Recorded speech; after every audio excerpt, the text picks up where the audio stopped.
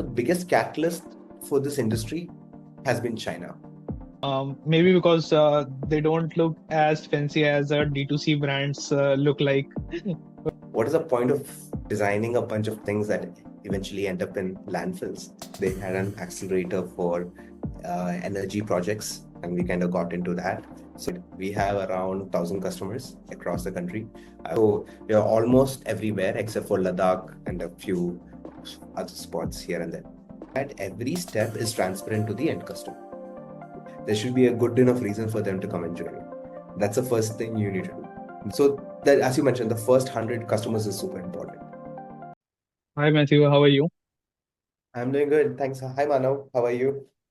I'm also good. First of all, thank you so much for accepting the invite. I'm very excited for this episode and to know about what you are building and about your journey. The reason I'm more curious for this conversation is because the concept you are implementing in the solar energy industry, which we are obviously going to know in depth from you in this conversation. Objective of this whole conversation is to educate a 20-year-old out there about what's happening in the solar energy industry and help them take some actionable insights from this conversation. From where we can start is to know from you if you can draw some comparisons of India and the western side of the world in terms of at what stage are we in the evolution of solar energy and at what stage they are and how the solar adoption is going in India. Mm, That would be a good way to start. Oh, okay. Um, so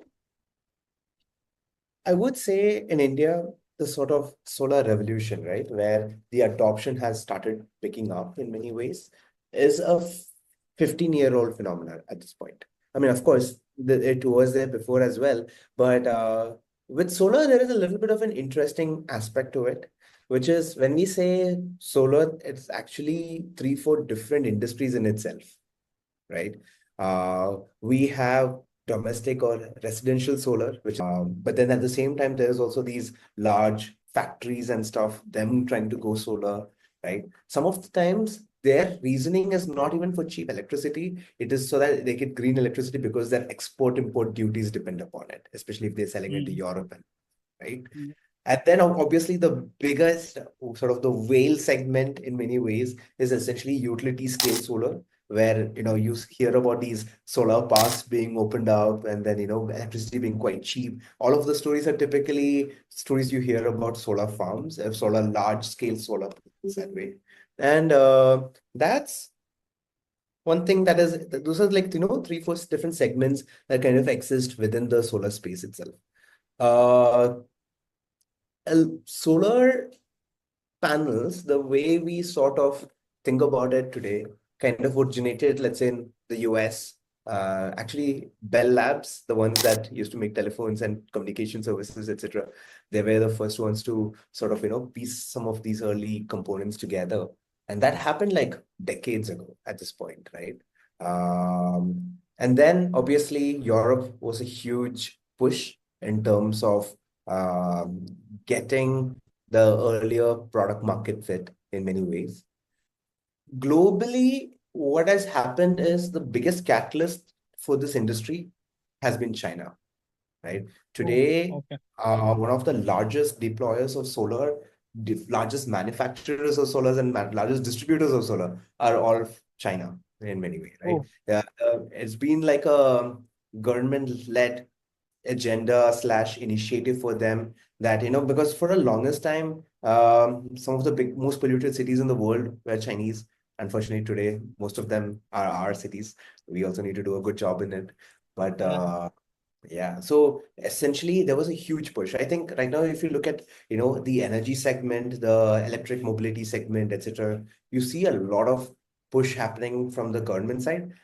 Not sure how great it is in the long run, but essentially what that had led to happen is that the cost of tooling, the cost of refining the silicon chip itself, the silicon wafer that goes onto the panel, all of those prices dramatically sort of collapsed, right?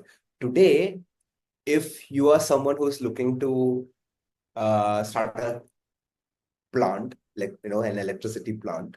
Uh, Between coal, nuclear, wind, solar, petro, solar is the cheapest, right? If you're starting a new plant. So this is something in the industry that is known as the levelized cost of electricity, LCOE. Of all different sources, solar has the cheapest. Solar is the cheapest, right? So that is slightly on the global side. Now, something that's really cool is that India is actually not doing very bad. India is, in fact, one of the best countries in terms of adoption, in terms of pushing it as a national government agenda, making it part of our net zero goals, etc. Like, we are doing a really good job, right?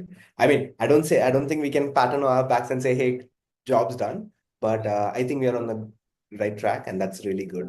So India is like one of the largest that's out there in terms of how many new solar plants are getting installed and active every year, right? Mm. Um, so that has, as I mentioned, number one is government mandates, government initiatives. That has really played a large role in it. In fact, early years of solar in the country has been led by a lot of that. Then overall, companies coming in itself and saying that, hey, we need to be net zero by XYZ year, etc. That pushed in a lot of it. Then, more importantly, electricity prices are increasing year by year everywhere. Yeah. That upward pressure puts more demand for solar, which leads to lower cost. So that leads Mm. to better access to a lot of people. And generally, consumer awareness, particularly in the last 5 years, when we're looking at residential consumers, the awareness has really increased as well. So Mm. I would say like India is doing pretty good. We have a long way to go. And also, I think we are one of the perfect countries to kind of do it because when you think about solar in terms of its performance, right? Um, it's very dependent on how much sunlight hits on it. So, end of the day, essentially what happens is solar panels are solar cells connected in a string, and then when light hits on it, the photon energy gets converted to electrical energy, right? At a very fundamental level. Now, what happens is if you look at it, it's very dependent on what the weather conditions are, whether you have enough sunlight falling on it, and so on and so forth. And from that perspective, right, one of our underperforming cycles in a year is our monsoons. Most of India has outspread monsoons as well. But the surprising thing is our monsoon performance is actually on par with summer performance of a country like Germany, Mm. right? So being in that really good pocket of being close to the equator, having Mm. almost equal number of daytime, nighttime, some countries out there have barely 3 hours of sunlight falling in it, right? Compared Mm. to that, Yeah. we have a very moderate climate. It really fits us really well. So does wind, by the way. But I would say solar is a slightly more accessible and better because wind, you need to be in pockets where you have good wind stream, etc. So you see when you go towards these hilly areas, etc., that there's a lot of windmills that's been put up there. And that's not something that you and I, on our houses, we can go put it up. But solar, as long as you can get some sunlight onto it, it's accessible. Mm. So that's great. So yeah, I think it's a good fit. Like, as a country, we are a very sunny country. So, and then having solar that solar adoption also going up, that's a pretty great news actually. So, I Yeah. know, obviously, now I think the more we talk about, there are challenges to it as well, which I think Yeah. also gets slightly technical. So we can probably figure it out as we go. But yeah, in general, India is doing pretty good. We have a lot more things to do. We have a large population to empower in many ways. There's Mm. a power is still, while it's not as scarcity as it was, let's say 10, 20 years ago, good, high quality, clean, green energy for everyone is still a large mission that we need to really do. Yeah, that's lovely. Like in India, like as you mentioned that there are many initiatives are going. Like I've seen one solar cities getting made in Gujarat, and a lot of while I was researching, I saw a lot of startups in this space also, but they're not much in the media. Maybe because they don't look as fancy as D2C brands look like.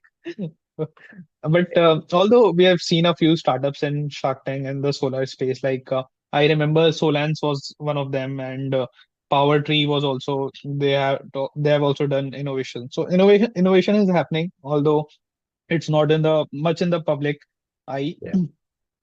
So Matthew, how we can start is now, um, if you can share with us about your journey, how from the beginning, like where do you belong to, and how did you grow up till your college life, and if you have something to share related to your entrepreneurial anecdotes in the during the college life, that would be very helpful.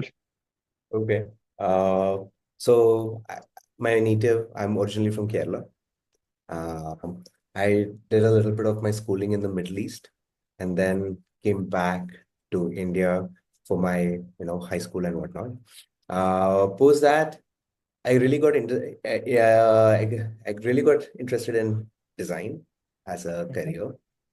So I got into I did my design schooling after my 12th. It was a 4-year course that was in Pune. It's called MIT. And I would say that was pretty revolutionary for me. Like if I had to trace back a bunch of where I am right now, I would actually contribute a lot of that to my college in many ways because being in that space really, really helped. Number one, design curriculum, unlike engineering curriculums or slightly more formalized curriculums, they kind of allow you to just be free and do what you want to do, right? And be open to interpret. And more than the work itself, being in a close vicinity with a lot of other creative people, that's like a really interesting thing as well. In fact, some of the earlier contributors to Sunday Grids has also been like people who are from college as well. But I think somewhere down the line, like in my second year or third year, really got interested in uh, I wouldn't necessarily call it entrepreneurship, but it was like today in many ways, right? Design is something that does not have a seat at the table, right? Mm. What I mean by that is the marketing teams and the other teams make the decisions, and the design teams just have to like work around it. But when we look at, I mean, I think today it's like almost cliche to say, look at Apple, look at all of those other people who actually give, a lot of focus onto design. But, at a time, it was very true that there weren't many people who was doing it. So I was really interested to see what would an organization structure look like if, design really has a seat at the table. Like one that I could think of right now that comes up in my mind is Airbnb. Airbnb, Mm. they were like designer Brian Chesky and them. And Yeah. I think you can see in a lot of their product around the way they work around delight and stuff like that, them trying to really do it. So that was like a really interesting intersection for me. I was like, so that kind of feel like, after college, I would doing design as a degree course is actually pretty risky. You know what I mean? Yeah. Like my parents don't know what I was doing. People do not know what kind of jobs I can get after doing this. Yeah. So like, anyway, the domino effect has started of taking the Yeah. kind of risk and ambiguity of doing it. So might as well just continue doing it. But more importantly, again, one of the reasons I will kind of say that college played a really important part is the way we were structured, right? Is that in the first year, you learn the basics of, design. Like whether you are a graphic designer, furniture designer, product designer, everyone do the same kind of things. But second year, so my specialization is in product design. Second year onwards, they kind of teach you the craft, the trade craft, right? How to do X-ray CAD modeling and how to do all this ergonomics and a bunch of different things. But surprisingly, what happens is by third year, they kind of get done with all that. Okay. Fourth year, they kind of they'll let you focus on building services and systems, right? So you're not really concerned about how does that one thing look like. You're more focused on the big picture, right? How does the logistics of something works? How does the costing of something work?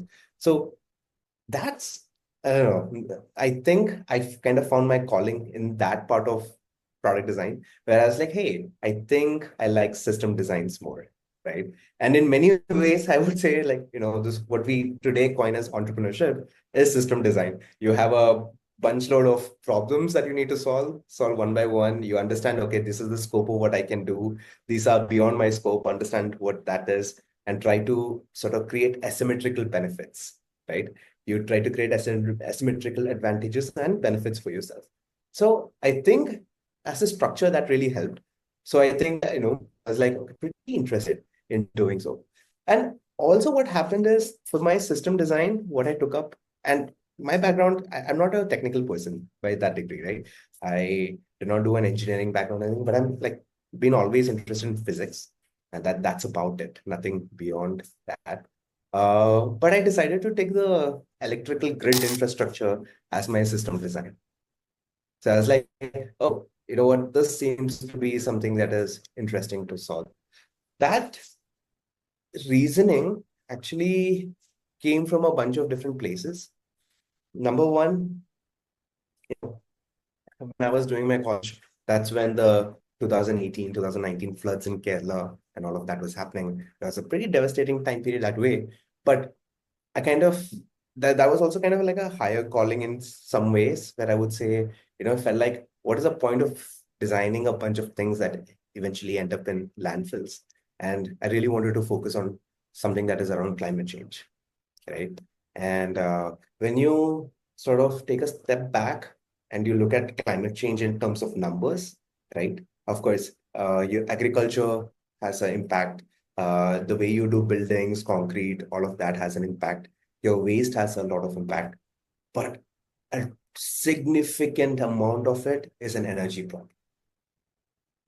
Like you solve energy, it's so foundational to what is happening today in terms of climate change that solving that has a lot of upstreams, right? Cheaper energy means more people can adopt. EVs, more people can adopt induction cookers. Like just think about it. Like, it just has such a long downstream effect that solving for energy became like a really critical piece in this entire puzzle, right?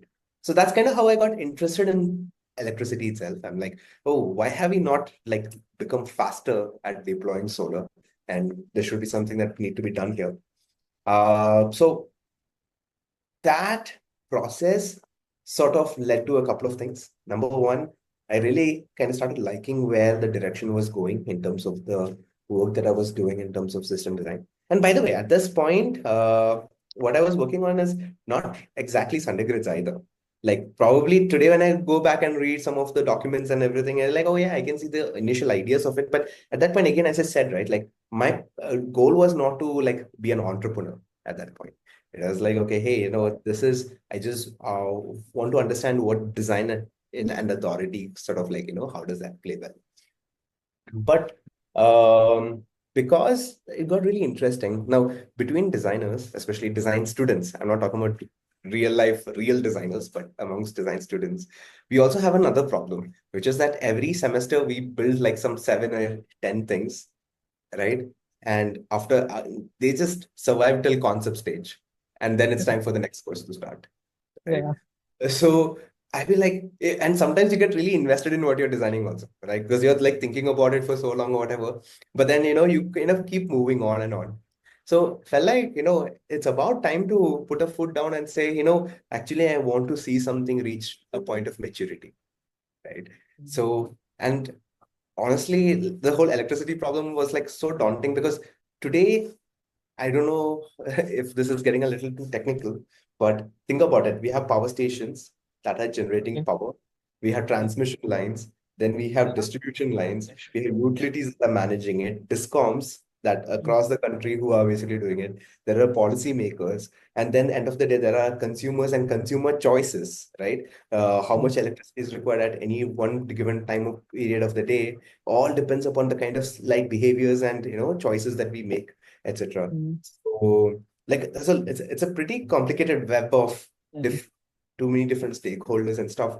But to be frank, that was what was exciting about it. I was like, it sounds heavy as a problem. But then I realized, all of what I have now is a little bit of um, what I will call as a secondary research. What you see, what you hear, what you read online, and you're trying to make your own opinion about a lot of these different things. So I decided that, you know what, think of it like a sabbatical in many ways.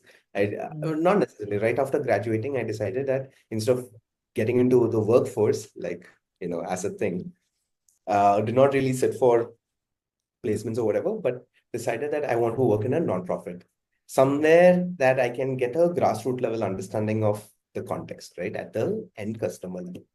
So that's how from Pune kind of got here to Bangalore. There was a nonprofit here called Selpa Foundation.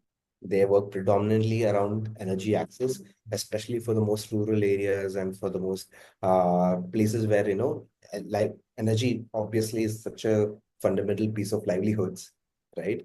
But then there are places where, you probably don't have electricity for, let's say, 10 hours in a day, right? Or even there are places where you just get it for like 4 hours intermittently, etc. So they kind of try to solve that really thorny problems of last mile adoption of electricity at places where generally accessibility of power is low, or the penetration of high quality power is also like very limited, right? Um, yeah, I think that sort of became the inflection point to what eventually became SundayGrids. Um, because of a couple of things. Number one, I met my co-founder there, Nasser. He was an electrical engineer. He was doing his internship at that time. And then we became good friends. Then we started talking about, different ways we can sort of go about energy adoption. So I think we spoke so much without necessarily talking about what SundayGrid itself do. I think we should take like a minute to kind of explain that. End of the day, what we are trying to do is how can anyone, anywhere, essentially tap into solar, right? That is what we are trying to do. Why do this? Two reasons. Number one, energy is like a really large cost component. Trying to lower that is essentially beneficial for everyone. But at the same time, right, today, unfortunately, solar is a premium lifestyle product, right? What do I mean by that? Is that if you need to go solar, first and foremost thing you need is a house. You need to A have a house. availability of a rooftop. Yeah. And this itself is a big challenge, especially when you look into it. Ever since post-COVID, the migration influx to cities have been really rapid. A lot of us live in apartment buildings. A lot of us in those apartment buildings also live as renters, which means every Mm. 2, 3 years we keep moving from building to building, so on and so forth. So essentially, solar today only caters to the residential cohort that Mm. essentially have a roof space and also knows that that is a long-term, residence for them. If I know that I'm going to be here for the next 50, 20, 30 years, then it makes sense Yeah. for me to solar, and I need to have a large enough roof space to do it. The percentage of that is so tiny, particularly when you look at it from a density map of as well, right? If you Mm. look at so which means that it's more possible in, let's say, tier two, tier three cities where space constraint and the pressure of space is lower, but more people are in cities, and then it Mm. is them where that energy consumption density is also high, and the packing of people together is also really high. It's those places where really it's not possible. This is kind of what led us to, like, at the beginning we did not really have a solution on how to solve it, but what we knew, what we wanted to build the AWS of solar, right? Okay. So instead of, like, having a server or whatever at your place, it's basically in the cloud, right? So we wanted to figure out how is it that we can leverage internet as a distribution mechanism to get more people into solar. This was essentially what we wanted to do. So yeah, I think in 2020, unfortunately, COVID hit, but that also meant Yeah. we're all at homes, and we had some time, I would say, to think about things. And also at that point, it felt like the entire planet is going to die. Or like, collapse. Yes. I was like, might as well just do things that you're really happy about. So Nasser who's the co-founder that I mentioned that we met in Selco, and another friend of mine from college, Tarun. We were like really good collaborators in a lot of projects since, our school days. So we decided, hey, you know what? Let's give it a shot. I mean, what could go wrong? I mean, I think something that is so important for building new things is that you need to be a little naive. You know, Yeah. you should not know what kind of a complex mess you're getting into. It should feel possible. Yeah. Yeah, I mean, at that point, you're like, yeah, you do this, do this, do this. I think we are sorted. Let's go. But yeah, but I would say that naivety is actually a superpower. Um, so that's kind of how things started. And yeah, 2021, that's when we got into an incubator called Social Alpha. Social Alpha is in collaboration with Tata Power, they had an accelerator for energy projects, and we kind of got into that. So we had access to high quality data and SOPs and everything from Tata Power, and that kind of helped us. What would have otherwise taken us 2 3 years to sort of figure out by ourselves, we were able to sort of accelerate that entire process. And that's also when the whole Rainmatter kind of, what happened was we got into IIM Launchpad, Mhm. and we sort of like in that cohort, and somebody there introduced us to Rainmatter, and then we had a chat, and they were the first investors in us as well. So that all happened. I think 2022 February is when the first sort of seed money came into the organization as well. But that doesn't mean that we started work then. Obviously, we started work earlier on itself. In fact, we kind of bootstrapped the entire thing. Honestly, the only silver lining I would say of COVID was that we were all at homes, and what we would have otherwise spent on rent here in Bangalore, we were all kind of like saving up that piece of the money. So we kind of like whatever we got, we just put it into the company. And our first MVP, our first prototype, we built it on our co-founder's rooftop, on Nas's rooftop. It's a 5 kilo. It's still there. It's still doing fantastically well. It's a Yeah. 5 kilowatt system that we put there, and like, let's hope everything works. And we had a launch date set and everything. Did not work on the date supposed to launch. Something happened the second time, and so it's just been bug fixing since then. But yes, eventually we got to a point where we can actually, build what we wanted to do. Yeah, and today, as of now, we have a megawatt of solar deployed. We have around 1,000 customers across the country. I would say Bangalore is still the largest user base, followed by Bombay, then Tamil Nadu, and then Delhi and a few other places. Yeah, so, and today we operate across 70 plus utilities across, so we are almost everywhere except for Ladakh and a few other spots here and there. What does that mean? Okay, now a little bit about the product. I don't know if I'm like jumping too much also, so please No, no, feel no, free. no issues, no issues. So I'm actually very much. I'm just noting all of what you're saying, and like I could like connect the dots. What different points are you saying about your college life, your college projects, and then your internship projects? I'm just connecting the dots. You can. But before we go on, like Yeah. the what the product actually does, if like you mentioned, naivety is very important, and everyone is has some kind of naivety when this starts. So when you started, you must also have a vision like ye karenge and ho jayega. But Hmm. the reality is like completely different. So how these two were different about what you thought and what actually happened in your startup journey. If you can walk us through that. See, that kind of is true at every facet of it. One is, okay, hey, what is the actual, I mean, how hard is it going to be to build a solar Mm, plant? Right? mm, What you think in your head versus how hard it is actually is a big story.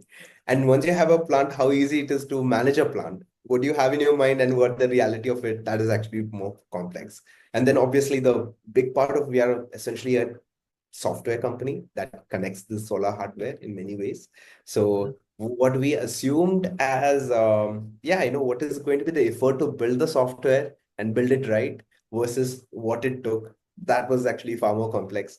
uh I mean, even things like just choosing what is the right stack, technology stack for building this, or in our heads we are like, we wanted to do something on bill payments. I think we'll get back to it later, but like, Google Pay has done it, Cred has done it, Phone Pay has done it.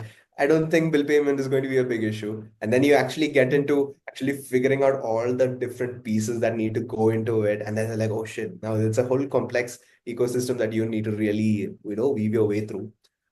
So yeah, those kind of things. And then obviously there are things that you don't think of, right? Like you're not thinking about, okay, hey, what is the things that we need to figure out from a regulatory perspective? Because at that point you're like just trying to build, and there is this whole ecosystem of things that is non-building, but basically managing, right? Organizationally, what are we going to do? How are we going to map things? So I think, but yeah, they're actually nice, because and then there are always other things which you never assumed is going to be a problem. There was a time when meters for solar plants, right? There was a scarcity of it, and suddenly there were no projects being deployed in the country. Then there was a time when there was this whole Chinese import issue that kind of happened. And then they're like, okay, hey, where are the panels going to come from? There are a bunch of things. And they were like, some of these are, and there are regulatory changes that keep coming up, and these are not things that necessarily are under control, like obviously not, but we are all getting impacted by it, right? And then the problem, then the thing to be figured out is, okay, hey, how do we navigate and figure out around it? There was a time when even there was a huge issue for us, which was one of the states that we were pretty predominant in. They decided to change the rules around how, let's say, net metering was going to work. I mean, they were drafting it. And that meant we had to change our entire model altogether, right? There was a bunch of those kind of very close calls that we used to have, we got into. And there's a bunch of different things that, yeah, yesterday there was some software global outage that happened, and we were sitting till late night and trying to figure out how to work around our pieces around it, make sure that everything is good by the time it's morning for our customers. Like all of these things kind of happen. But like today, if you ask me, hey, how complex is the solar ecosystem? I would say, dude, it's super complex. But the best part is, like, I did not listen to that advice when I was starting off, and I'm not expecting anyone who is starting off now should also heed to the that advice. And that's actually the cool part. Is like, I think if we were not naive, we would not have built it. Yeah. I find this commonality between almost every founder's interview I watch. Like Ritesh Agrawal mentions it, Dipinder Goyal mentions it, Nikhil Kamath also mentions it. Like naivety is one of the like gift to an entrepreneur. Like not listening to the people who are saying from a rational point of view and just thinking, no, what I'm thinking, and Yeah. I will prove what I'm thinking. So, Yeah. like you told, like the industry is super complex. Like you have regulatory, you have policies, you have multiple options. Uh, so how do you like SundayGrid uh, think about how the regulatory will work for them?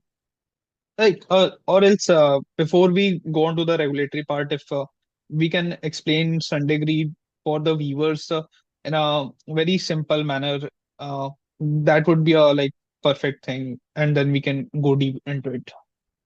Sure. Um, so SundayGrid is in what is called as a community solar platform. Okay. Like how we think of it, like, you have in Book My Show, you're essentially, you have a theater, and then you have multiple seats. You're reserving a seat for yourself, right? For that time, Okay. so time being. Um, Essentially, that's kind of what we're doing, where instead of theater, think of it as a solar system, right? A Okay. 100, 200 kilowatt system.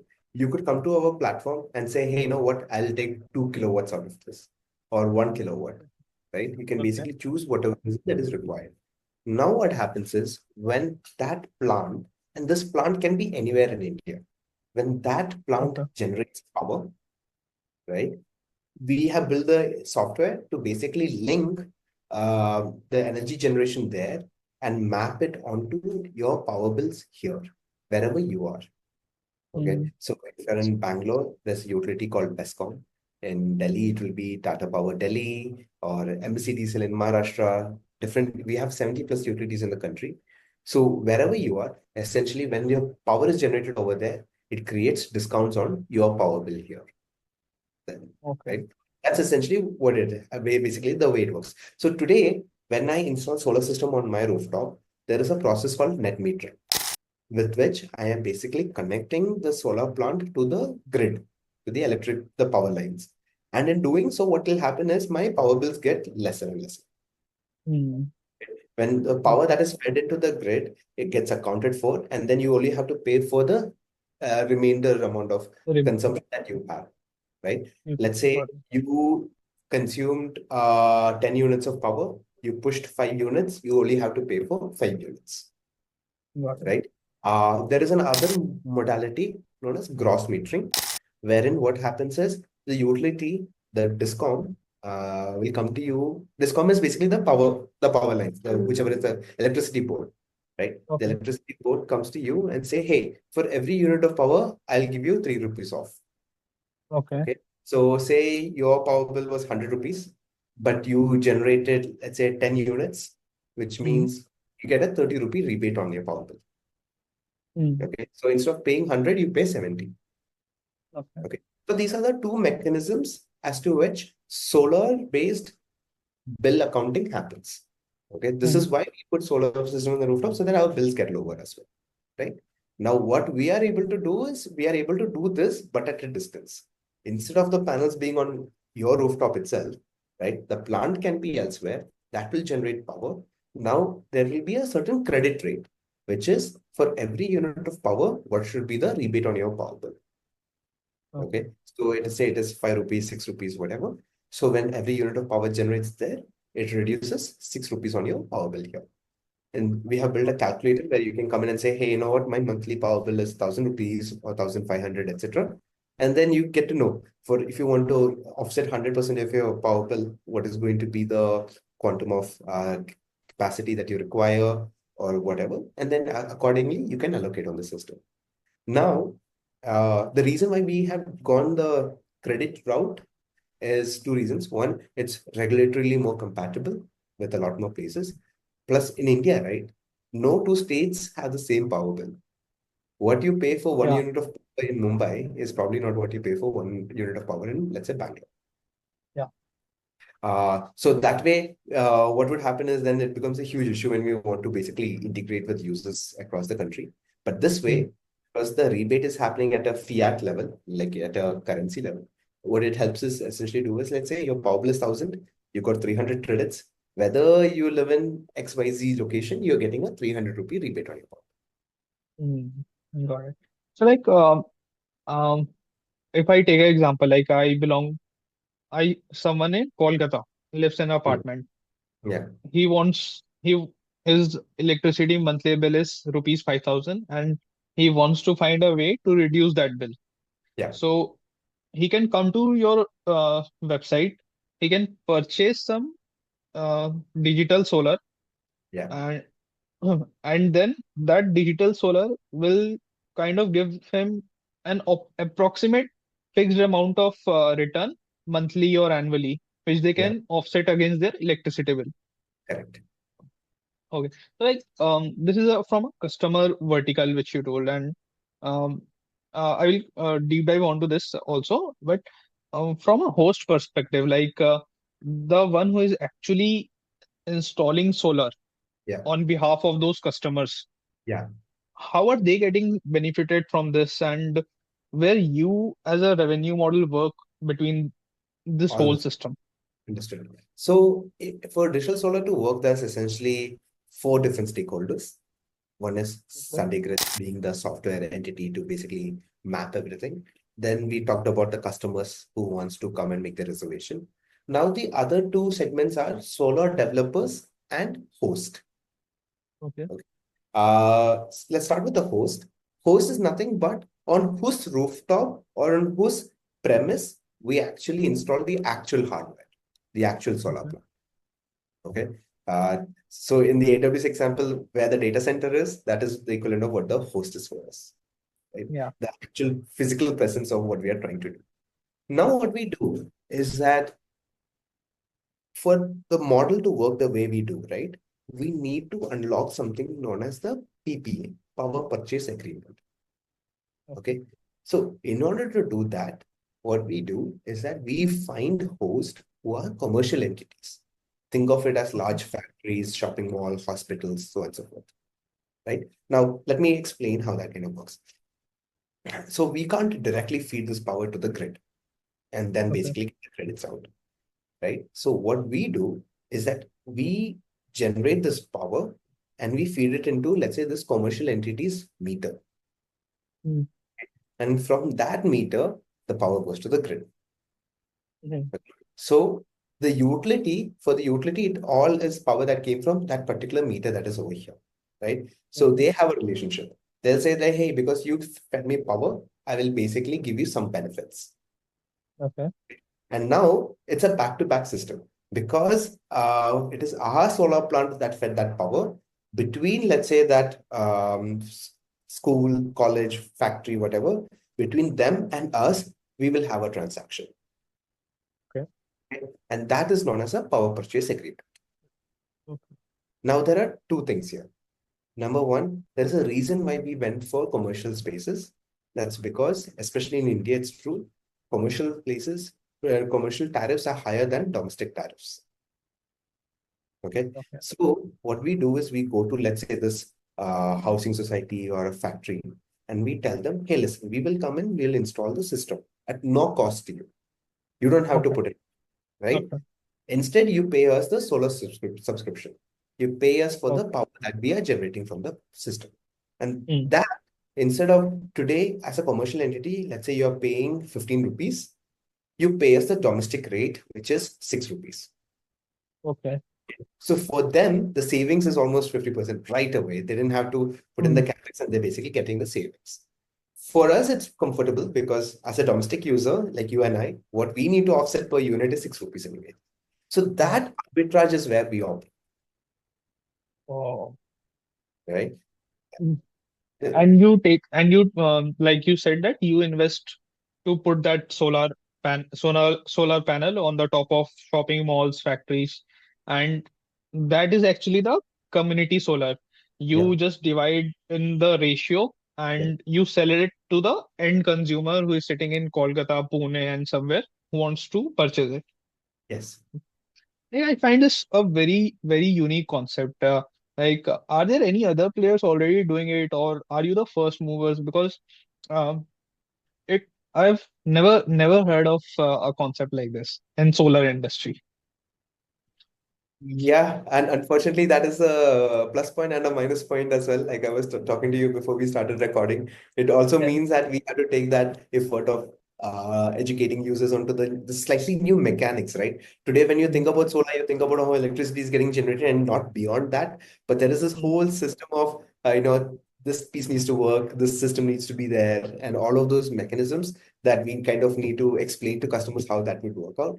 yeah. But yeah, right now, I think amongst pan-India based community solar models, ours is one of the first ones.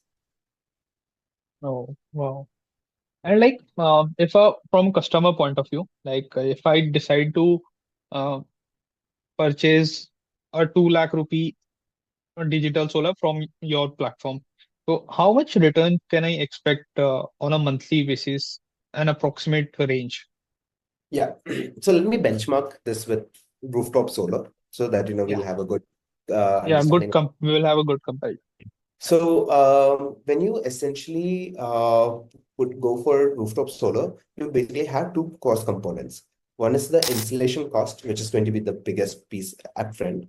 But then you also Mhm. have a recurring cost that comes with the cleaning, maintenance, replacement, etc. Now, solar Yeah. panels, they last for 20, 25 years. But let's say things like your inverter, etc., every 5 to 6 years, you basically need a replacement of this, right? So you basically, that is your OPEX. CapEx being Okay. the first upfront installation cost that you have. Okay. With digital solar, essentially, you have only a one-time reservation fee. It is all inclusive of your capex and your opex. Okay. All right. And so the way we think of digital solar is that there are three metrics that we want to be better at than rooftop solar. We want to be better, faster, and cheaper. Okay. Okay. It's better in a sense that, today, let's say from Kolkata, you move to another place, right? You can't take the solar panels on your rooftop and then move on. Yeah. But Yeah. that's essentially all you need to do is just tell us what is your meter ID, and we are able to route all those credits into that bill value, Mm. right? Mm. And also, what it helps you is that, let's say, if you put rooftop solar, you are dependent on the weather condition and the grid stability of your location. Yeah. What a lot of our customers can do is that they have a plant that is in Karnataka, they have a little bit of a plant that is in Maharashtra, some in Andhra Pradesh, etc. So essentially, they are diversifying that, Yeah. right? So that creates a normalization factor for them. So in those things, it's really better. And also another thing that we are actually pretty proud of doing also is that because at the end of the day, to you, it is a service, right? You can come and you can decide any day to basically exit. Okay. Mm. Let's say you are moving abroad where, obviously our services don't work or some context like that. You could just come and tell us, yeah, you know what? I have had this 2 kilowatts for a while. Now I would like to exit. Now, depending upon when you're exiting, you will basically get a refund for what basically your reservation is. And what we get to do is we get the same capacity and we can open it up again on the platform for Oh. somebody, Yeah. Mm. right? So that's a better component. Now, another part of solar is it takes typically 3 to 4 months for somebody to go solar. Right? Mm. Let's say the entire installation, auditing of the roof, basically doing the engineering work, that takes, let's say, a month. Then essentially the other 2 months is basically spent on bureaucracy, Mm. right? Getting the permits, getting the somebody to come in and look into it, etc. It's a Yeah. long haul process that basically happens. Some Mm. utilities are better, but some utilities are terrible when it comes to doing Mm. this.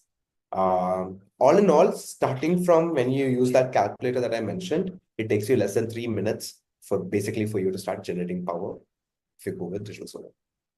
Oh my gosh. And I think, especially in a society like ours, which is very value centric, I think the other part is also really important that we need to make solar more affordable, right? Mm. And the way we are able to do it, like today, when you install, let's say, a 2 kilowatts or 3 kilowatts on your rooftop, you still need a lot of this additional structures. You need an inverter, you need to do the wiring, earthing, etc., right? Some of this Yeah. are not costs that linearly scales. Mm. What that means, in effect, is that it's cheaper for us to put a 100 kilowatt plant rather than you putting a 2 kilowatt plant on the rooftop, Mm. Yeah. right? And Mm. so the economics of scale kicks in at those scales, Mm. right? So what we are essentially able to do it at a per kilowatt cost, it's actually cheaper for you, Mm. right? Yep. So yeah, all in all, if you're thinking about solar purely from, hey, I put solar panels on my rooftop, I'm getting savings on my power bill. What is the sort of IRR on that? The Mm. internal rate of return on that. It typically floats around 9.5 to 10%. Mm. And our conservative value is 11.5 and goes to 12%. 11.5 to 12% IRR. Oh, means you are more than your IR is more than the. If you basically had put solar panels on your rooftop. Oh. Oh. Wow. Like that's really interesting. Um, like I can never thought think like this that a society has one solar farm and the whole society gets like it's a traditional way of thinking what happens in some of the societies, but what you are essentially doing is very unique. So, uh, like how did you actually come off this idea? From an understanding point of view only, it's a bit complex. But from getting this idea and implementing would be a much complex thing. So how did actually you think of this, and how did the 0 to 1 journey look like when implementing? See, unfortunate truth is we are no geniuses when it comes to this. It just we just started with a simple problem statement. Like, I actually live in a rented apartment. Yeah, in fact, today is a Sunday. I'm at my home. I live in a rented apartment, and this is the third apartment I have shifted in the last 5 years since I've been here in Mm, Bangalore. Okay, mm, and as I mentioned, right, when we were in that nonprofit, the problem statement sort of like jumped onto us because all those people that's over there, I think there were around 200 people that was working in that organization. All of us were like super hyper enthusiast when it comes to solar. Okay. But then we asked, okay, how many of us have solar for ourselves? There were just mm, three people. mm. And everyone's problem was Mhm. exactly this.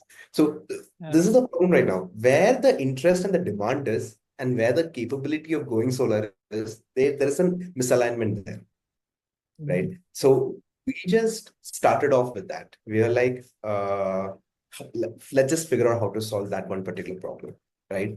Our The idea we were allowed to do is that there's a plant and that plant actually delivers power to you. Okay, actual electricity instead of energy credits. We started exploring that. They're like, oh, okay, it has XYZ constraints. Then we are like, okay, how do we solve this XYZ constraints? Then we're like, okay, if the problem is that now it is a physical infrastructure problem, all the electric lines need to be connected. Imagine we have a plant in Bombay, but if we have a customer in Delhi, I can't like line out a wire and entirely over there, right? yeah. Like, okay, will the grid allow us to use the grid itself to route some of this power? At that time, Yeah. particularly, regulations did not allow for certain things to do that, Mm, peer-to-peer energy exchange or virtual net metering or something like that. Then I'm like, okay, okay, now that's a closed door. What is the next possible solution? And then we are like, wait, if we can turn this from a hardware problem to a data problem, then we can kind of solve this better, right? So that's where energy credits came into play because once it's credits, right? And especially if you're using the internet as a distribution layer, essentially we can basically tap this into anyone. Like it mm, doesn't matter where you live anymore.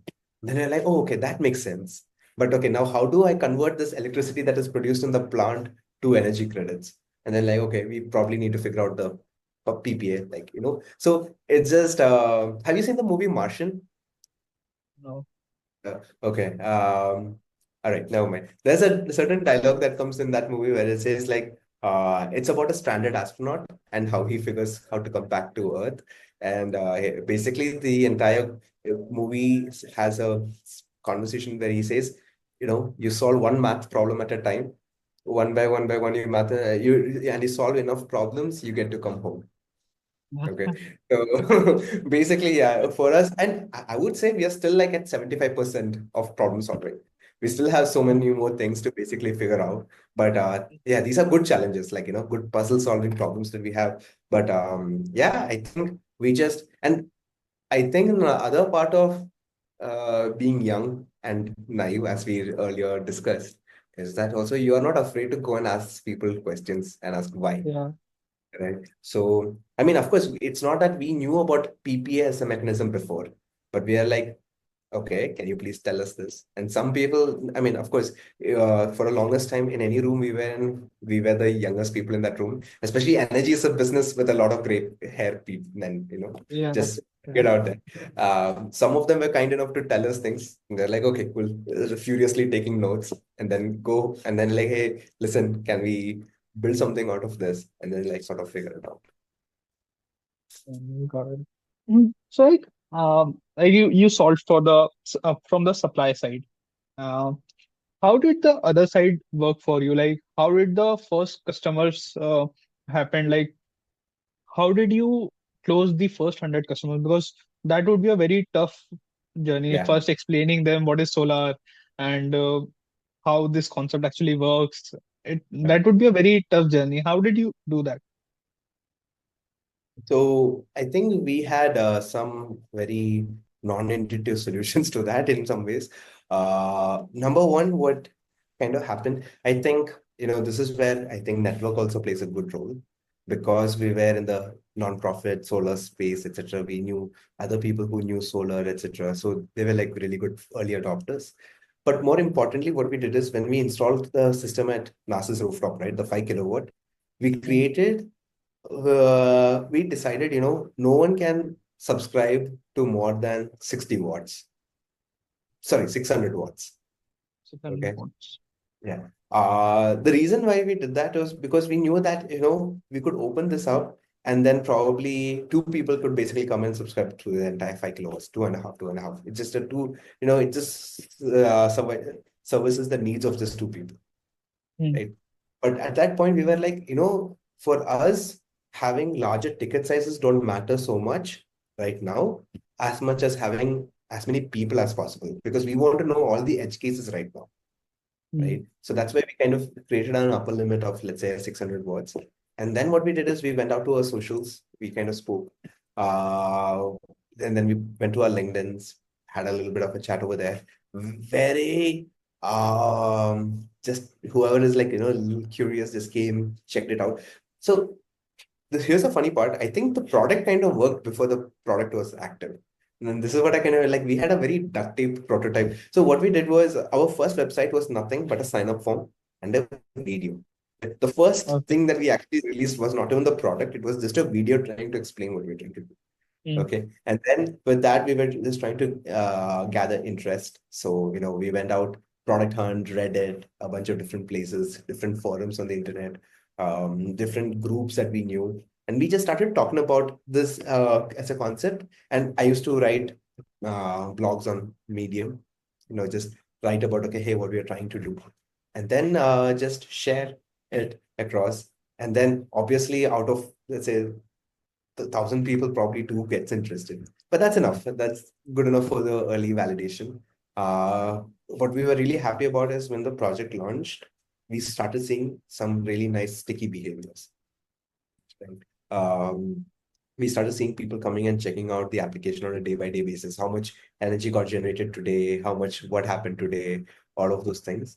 And so, and then we started today, even till now, I would say when we launch a new project, like the last 4 projects that we launched, we got them fully subscribed in less than 24 hours. oh my God. Less than 34 hours.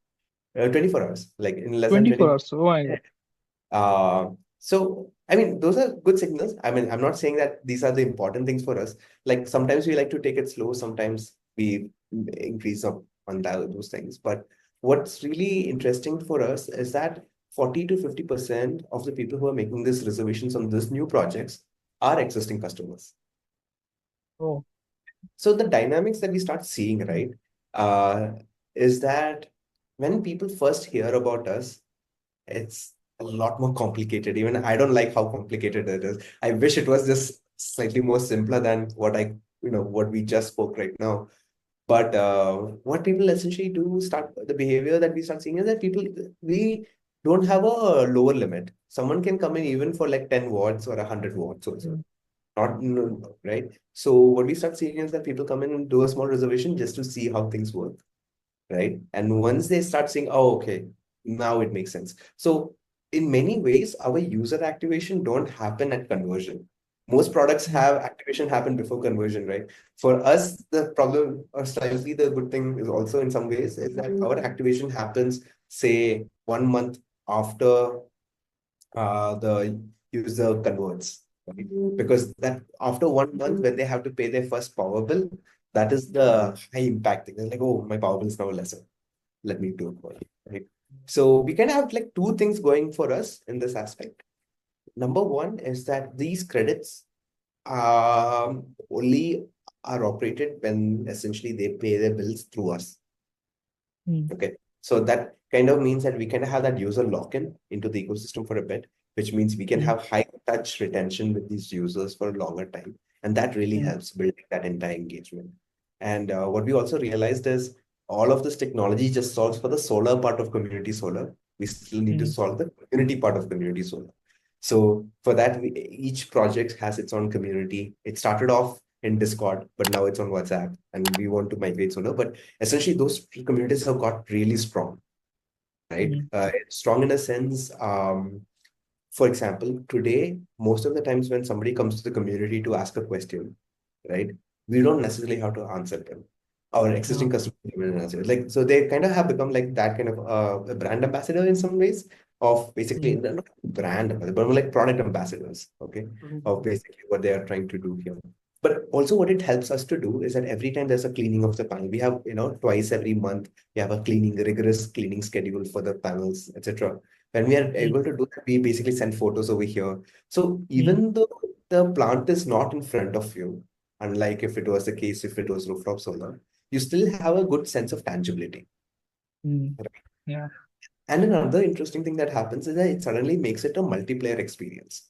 Today, me Mm, going solar is a single player experience. My rooftop, my generation, my consumption, that's about it. But mm, now suddenly from the same one plant, we have 100 other people who are basically, looking at the same data points, right? It mm, makes that entire thing. So then this is really funny and kind of nice also, is that we have plants in Mumbai. So let's say we have a customers in Bangalore reserving from there. In Mumbai, being coastal area, monsoons hit earlier, starts raining, and they're like, "Hey, why is generation low today?" Right? And even before we could answer that, somebody who lives in Mumbai just takes a video of the sky and said, "Dekho bhai, yeah. this is what it's like today," Yeah. right? It's Uh, such a community building experience that way, and I mm, think that really helps. And I think for a product like us, social proof is really important, right? You mm, need to trust a lot of the systems, and I think it is even till date. I mostly try to reply to almost every messages on the group. I think that's really a really important part of that experience. But I think more than anything else that I do in the company, this is like a very important thing that I should be doing. So it's my core belief when it comes to this. And because they need to see that, we are on top, we are transparent with them. Fuck ups can happen, but when they come, we are there to address them and sort of like move on as well. Yeah, I think the it has its pros, it has its cons, but the beautiful part of this is essentially we get a community to come together. yeah, and that's a very good strategy, like building a community, because then you have like Mamaearth also like did in their time. Uh, whosoever customer liked their product, they asked for a um, some kind of testimonials so that it builds trust faster and at a very low cost, a minimal cost, I would say, just for free. So like yeah, like you mentioned that when you installed few of your last projects, within 24 hours, the whole of that got sold. So how is your marketing channel, like the one you told that it's the community you are building? Are there any more channels through which you are marketing to the people? Yeah. So I can break down where most of our impressions come from in 4 or 5 Mm, different ways. okay. What we've been very lucky with is that we have got a lot of early PR. Better India, Forbes, Business Standard, a bunch of people started writing about us on newspapers. Mm, And that kind of became the first inflow of customers sort of came through that, right? mm, So that kind of helped us build out the smallest base over there. Then the thing that we really put a lot of, I mean, not a lot of effort, like we don't think of ourselves so much as a marketing sales company. We are a very product company that way. That has its own good parts and bad parts as well. Bad parts being that not a lot of visibility exists, but where that exists, it's pretty strong. Is the fact that we basically look into the platforms in 2 ways, right? We have search-based platforms like Google, and we have interest-based platforms like Meta, right? mm, We kind of have slightly different strategies on both the sides. With Google, essentially what we're looking for is when somebody is looking for like pay power bills or want to go solar, etc. They're pretty high intent users. So while smaller in number, they're more the proximity and probability of them converting really gets high, right? mm, But today, I would say the bigger problem is if I live in an apartment building, I'm not even mm, searching for solar. mm, Because by de facto, my headspace is that, yeah, I can't. There's no option for me. So there's no point searching for it. Right. mm, So this is where interest-based alignment really helps. So that's where Meta and others. So the strategy over there is just broadly say that something like this is possible, mm, right? And more than tracking individually how much impressions or click-through rate, etc., happen on those things, what we say is that these both metrics is actually increase our organic searches as well. So mm, because when I see an ad for, let's say, Sunday Grids, you're probably at that very moment not looking for solar, right? mm, And so tracking the performances based on that probably doesn't make so much sense because it's not a FMCG product, right? Mm, Nor is it an easy to understand product in that other manner as well. But what we yeah. see is that all of those things increase the keyword hits for digital solar, Sunday grids, etc., where then we see a really nice retention happening from there. We also, I would say 40%, as I said, is repeat purchases, and another Mm, 20% is referrals for us. So existing mm, customers going out and talking to other people. yeah. Okay. So like you also mentioned that how the host is getting benefited and how the customer is getting benefited by an IRR of 11 to 12%. So in between this two, how does Sunday Grid is making money? Like how are you guys making money? So, not getting too much into the details, but at a high level, essentially we have two revenue streams. When someone's making a reservation, we get a piece of it as a for doing payment facilitation and reservation, etc. And then for every unit of power generated from the plant, we get a little bit as well. Okay. So we have a GMV component, that the gross merchandise value component, when someone makes a upfront one-time transaction. And then Mm, recurringly, for however long the plant lasts, essentially we get a small recurring ARR sort of thing. oh, okay. Okay. Mm. And like it's a very both capital extensive business. So like how do you guys manage the funds in the initial period? Like because you need to install a solar Yeah. for installment. So how did you manage the financials? So this is a two-part answer actually. I'll try to keep it short. In the beginning, when we made the entire framework, we are like, okay, this is too new. I can't get people to develop solar systems if there are no customers. But if there are no supply, there won't be any customers either, right? So we are like, okay, hey, to solve this cold start problem, what we decided that we will do is that we will deploy our own plants. The first Okay. 500 kilowatts, our assumption was by 500th kilowatt, we should be able to sort of do a soft pivot where we don't necessarily need to do this piece. But for the first 500 kilowatts, we kept deploying our own plants. And we used to, like when we did our first fundraise, right? We kept a small portion of it as a rolling fund, meaning one plant gets live, then we use the receivables from that, build the next one, so on and so forth, and just keep continuing to do that. That doesn't obviously scale. And also now our challenge is not only just to find the customers, but also to find host and everything. So it's an extremely slow burn process to essentially do that. But the way we solved it is essentially by the time we reached our 500th kilowatt, we started getting third-party developers to be open to listing their projects on it.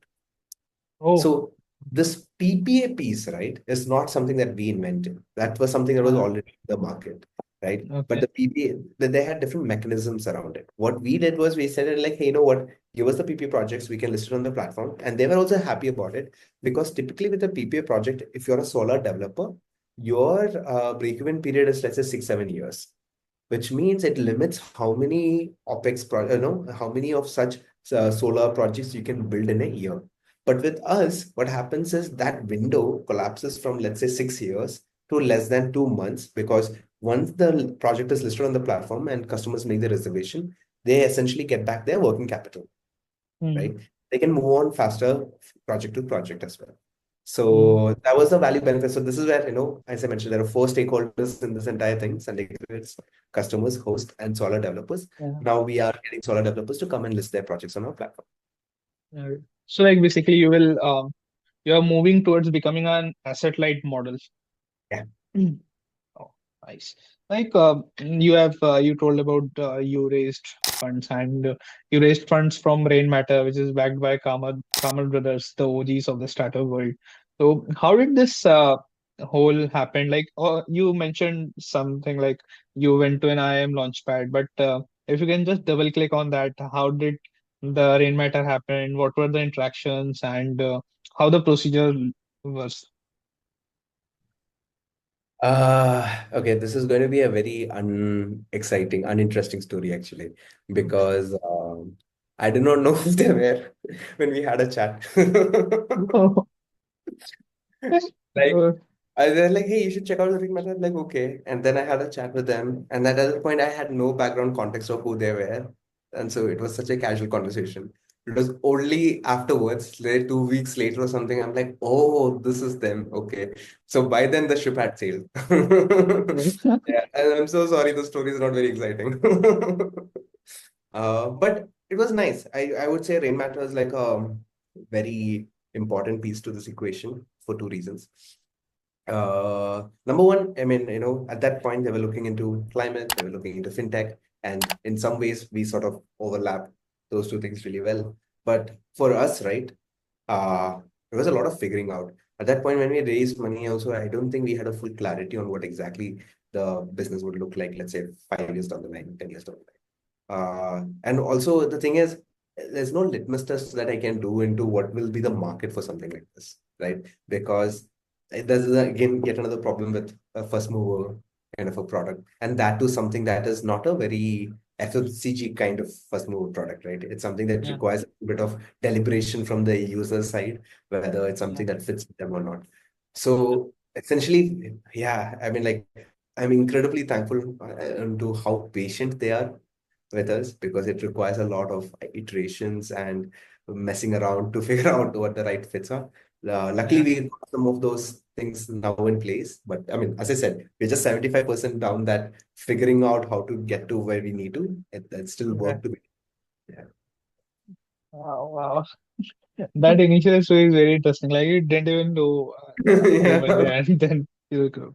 So, if I come to the business specifics again, is SundayGrid, means how did the name came out, SundayGrid? Oh, that was okay. So I'm sorry, everything has two stories. Even this No, is no also issue. I'm one. loving this conversation. Like, I'm having this in-depth conversation like months after. So I'm loving this. Just go on. Like, Alright. So one thing we did not want to do, neither of us three founders wanted to do, was mm, to have typically when you look at a solar company, right, you will mm, have the words like eco, green, solar, Surya, uh, whatever. Like you will have certain keywords. Because we are like fundamentally we are building technology for the energy infrastructure. Solar just happens to be the right fit for it in mm, today's time, mm, right? Doesn't mean that it can not move into other things either, right? mm, And so holding ourselves into it does not make sense to us. mm, Okay? But at the same time, so the grids, we wanted at least one part to be very clear about what is the domain that we are in. If we are not doing the solar part, so we at least need to say that, hey, we are part of the the grid infrastructure. So hence we adopted the suffix grids, right? But now regarding what we wanted to do, we wanted to have a term that is palatable to everyone, but at the same time, even if you're not a native English speaker, you understand what it is. Okay. Um, there are few words that kind of fits that bill. And knowing the days, your Mondays to Sundays is something that people mm, know. Sunday did mm, two things for us. One, it had a really cool vibe to it. Like Sundays is like a pretty chill day, right? And yeah, uh, from the software design side, everything we kind of want to, that's kind of like our aesthetic principles. So it kind of really fit us well there. Also, Sunday has the word sun in it. yeah. I'm sorry. It's just like, so it just kind of like fit well together. So Sunday grids kind of like work really well. So now this is the big brain answer. Now I have a small brain answer, which is we made a list of 5 final candidates. Whichever ones we could find Instagram handle and a URL, that's the one we went for. This is the first thing that hit both the requirements, and we're like, let's go. Yeah. Uh, yes. Like, before we go on to like the next part, I want to know, like you're three co-founders working on this, Yeah. and synergies always work, but it works on the both side, like positive side also, sometimes negative side also. So how do you see your startup and compared to someone else's who has a solo founder, on both the sides, the positive side also and the negative side also? If not for Tarun and Nasir, I don't think I'll ever be able to do this. I can just And figure it. why do you think that? It's too daunting and more than daunting, I think this, as we call as an entrepreneurship journey, is one where the entire world is against you in many ways. You're kind of working Mm, against the flow of things. mm, So to do that alone is just overwhelming, crazily overwhelming.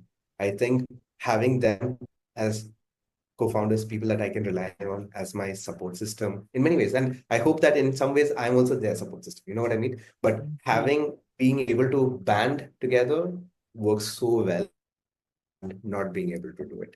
And then because especially when you're starting off, right, you have so many things to figure out. You need to have people in your circle who you can basically have the gut feeling that it will get done with them, right? mm, Because, yeah. like, for example, taxation, compliance, regulations, there's accounting. Like the accounting part of this entire business is crazy, okay? Because each customer has their credits and whatnot and all of this stuff. But we need someone who can basically figure that out. At the same time, we need we are building sometimes some parts of this for the very first time in this industry, right? Mm, Uh, so someone who has a good knack of product is so important. So mm, Tarun really shines in those. So understand, and then obviously the NASA's background as an electrical engineer really, because mm, like as designers, like knowing fundamentally if something goes wrong with the solar plant or not is not something that I'm tuned into. I mean, maybe now a little bit, but when we started, probably not at all, right? So we need to have people who I think are both generalist and specialist at the same time. And I know mm, people kind of bucket themselves into either one of these buckets. But I think I've been so lucky to find Tarun and Nasir because in some ways they're both deep specialists, and some ways they're both like very broad generalists, right? And that way, what happens is we are able to assimilate different, put different hats at different times depending upon what is required. Uh, and also, yeah, I mean, as I told, right, we started this during the COVID era. We were all just out of school. Like that's it. Most of us did not have any other working resume. Like just mm, as college got over, just started working on this, right?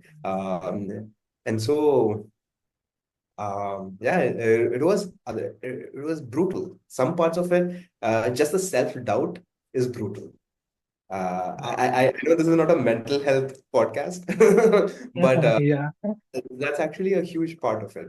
And yeah, I'm extremely lucky to have both of Mm, them to be there. mm.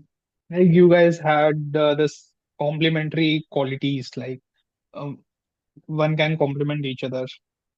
Yeah, I think the biggest complementary skill, no, I'm just joking, but I think the biggest skill is that we are able to fight, like really fight, and Yeah. be okay at the end of it.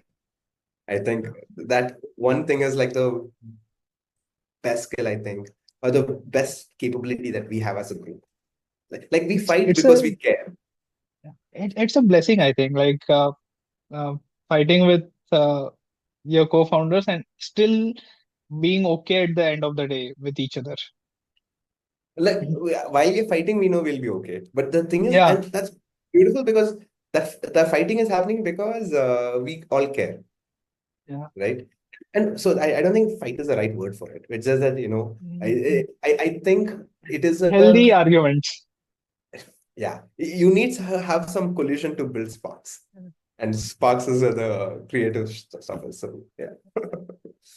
Yeah. So like before I take you to the rapid fire round, like how the how will you deal with the regulatory problems in this industry? Like the industry is too complex. The regulators go behind players, and they are policy makers. And state to state, there are things that varies in this industry. Yeah. So, how do you think you guys will be able to handle the policies and the regulations? And have you faced any of the problems in the last 2 3 years? Uh, So regulations keep changing, right? It's never one thing that is fixed in stone that we need to solve for. Even if we Mm, are fully compliant today, tomorrow something else could come and then we need to work. So it's always a work in progress, mm, right? Um, we kind of keep two things in mind. One thing from a regulator's perspective, what are they looking for? They want to make sure that consumers are safe in one side, and they want their overall, let's say,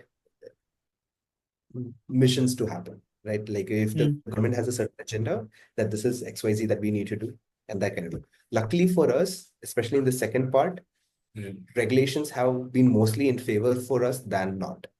Opening up something called as virtual net metering, lowering the threshold of previously what was known as open access, green open access. I mean, like we don't want to get into the technicals of it, but these were all big challenges, right? And mm, slowly, I think every year the number of challenges that we have to face with them is getting easier and easier. That's mm, because their end goal and our end goal kind of aligns that as regulators, they want to create better solar adoption, and that is mm, also what we are trying to do, right? Now the government is also building models for saying, okay, how can we get residents in apartment buildings, etc., connected to solar, etc. Then the other part, which is the safety of users, safety of everything, that I think is also going to be a work in progress at all times. But what we can do is basically break it down to the fundamental levels and try to mm, work our way up, right? At the fundamental level, there is basically the product, the solar panels, right? Are we building it right? Are we are we ensuring that it's built the right way, following all the codes, following all the processes, etc.? Are we insuring those plants, right? Are the plants insured, etc.? Then essentially is the host, the thing that sits on top of it, right? The mm, project. So one is the product, then there is the project. At the project level is the, are we making sure that they're sound, right? That becomes a huge important part. Second thing that we do, especially with host, is that we need to assess their longevity, because it's a for 15 years, 20 years, we are basically putting these plants up, right? Are yeah, they going to be around for 15 years? Will they do they have any conflict of space and everything? So there's a lot of due diligence that go into it, right? So we document all of those processes out. So that is the project level. mm, So, and then on top of it, essentially lies, okay, hey, who are the developers we are dealing with, right? How are we assessing their background history in terms of how they perform, plants have performed, how long have they been in the industry, what kind of projects they have done? Will mm, they be able to, let's say, so essentially the architecture is built in a way that if any one point has an issue, there is a rudimentary system to take care of it, right? For mm, example, if let's say a host defaults in their payments, because that can happen, right? Hasn't happened, touch wood, but that could happen. If that's the case, does the developer have the rights to basically take this plant from somewhere and go install it somewhere else, mm, right? And in doing so, do they have a lead pipeline that can support something like that, mm, right? And then, so essentially, and now if something happens to a developer, can we jump in to become the owners of the plant? Today, the developers are the owners of the plant. Can we mm, jump in to become, and can we take up that plant? So we mm, essentially assess a lot of these sub-components and make sure there are redundancies that is built in every part. And I think the fundamental ethos of what we need to build, and I think as an early mover in this space, something that is important that we do as well, is ensure that every step is transparent to the end customer. mm, Today, you go to one of our plants, you can right away, even before you make a reservation, you can see what's today's energy generation right then and there on the project details page. And some days it's awesome, but some days it can be brutal, right? Some days mm, some power cuts happen and there's no power generation for a bit, but that's okay. Being transparent is first and foremost the most important thing, right? So, and I think, yeah, and tomorrow they'll come and they'll ask us to do something else, and we're like, okay, we'll figure it out. But as long as the overall directions align, and I think, we can make our users safe, I think it works out. Like you're a very customer obsessed and transparent founder. What I could figure out in this 2 hours of discussion. Like I will take to the like last few questions I have. It's it's some kind of what the fancy world calls it's called as rapid fire. Okay. So what's the biggest misconception people have about solar energy and its adoption, like end consumer? Oh man, there are so many. Um, I think biggest thing that people right now is people underestimate the recurring effort they need to put. They think of solar going solar as just the installation. Going solar Mm, means for them means installation. They don't take a lot of consideration into what is the work that goes into a plant after the plant has to be built. That like when they're even thinking in terms of cost, when they're thinking in terms of effort, they are only thinking about the installation cost and installation effort. But mm, surprisingly, the other part also plays a huge role. yeah. Mm. And what is the like core learning? Like, if you had to mention just one core learning in this entrepreneurial journey, what it had been? Mm, one cool learning. Sorry, I didn't hear you. Yeah, one core learning in this entrepreneurial journey. Mm, make sure you have really good people around you. I think that will unlock everything. Yeah. And to someone who wants to start out, what skills, knowledge, or some resources you would suggest before starting out um, that would make a little bit easier for them to start? That's a good question, actually. I don't know. But my fundamental belief is that, you can solve tech, you can solve compliance, everything is solvable. Uh, the first customers you need to get are your founding team. Doesn't have to be co-founders, but whoever is your first 5 employees or whatever, right? There should be a good enough reason for them to come and join you. That's the first thing you need to do. Then, if you are in a model where you're sort of VC funding or whatever, then how you're getting that first money in becomes really important, right? And then obviously the first set of sales was all done by me. You know what I mean? Mm, Like sitting and having the calls with the customers and talking to them, all of that will. So that, as you mentioned, the first 100 customers is super important, yeah. right? So the important skill in all of these three things is to do really good storytelling, Mm, right? Uh, by storytelling, I'm not saying that it has to be a fake thing. Like, you know what I mean? It mm, doesn't have to be fiction, mm, but it's about what is convincing you, and you should I don't know, I feel like there's a certain way conversation you need to have where others end up being inspired to follow you mm, in this mission and whatnot. mm. I think that set of storytelling is actually the most important. Everything else kind of can be figured out. Wow. So at last, Matthew, like we have a startup pitch kind of thing with our guest. So basically, you will have to pitch your business idea Okay. in under a minute, in 1 minute, so that the viewers can see a glimpse of what actually happens on the investment table, and they can learn, like you mentioned, storytelling. So they can also learn how to tell a story and how to sell in a very less time. So all yours. Okay. Dude, You can you can ta- you're you putting me can on the take spot. a you can take a imaginary valuation if you want, and a raise amount, and then you can just go ahead. I mean, we don't have to do imaginary numbers, but okay, let me try to put it this way. Today in India, uh, eh, our cities are growing bigger and our cities are growing taller, meaning more people are coming into the cities and they're living in apartment buildings, right? And that part is just going to continue to grow more and more, right?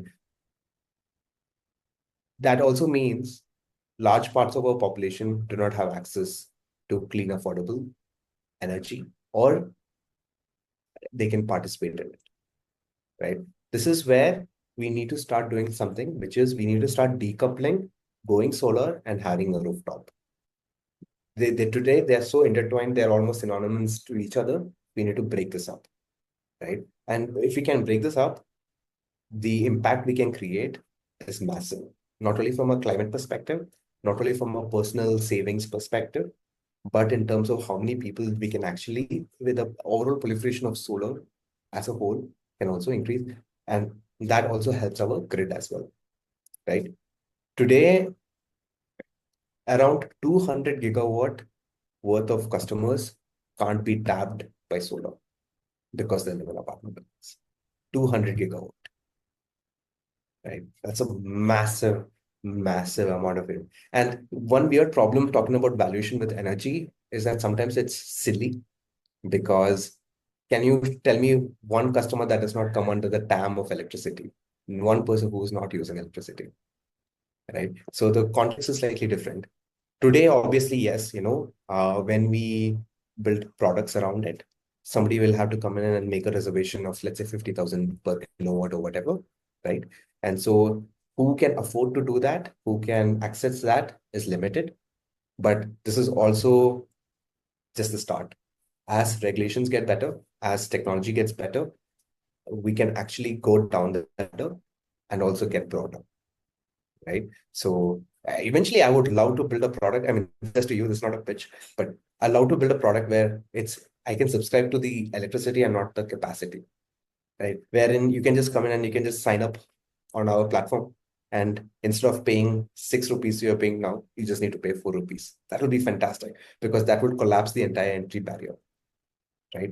But we need to start somewhere and we can't wait for regulations and everything to get done because we need to start pushing things.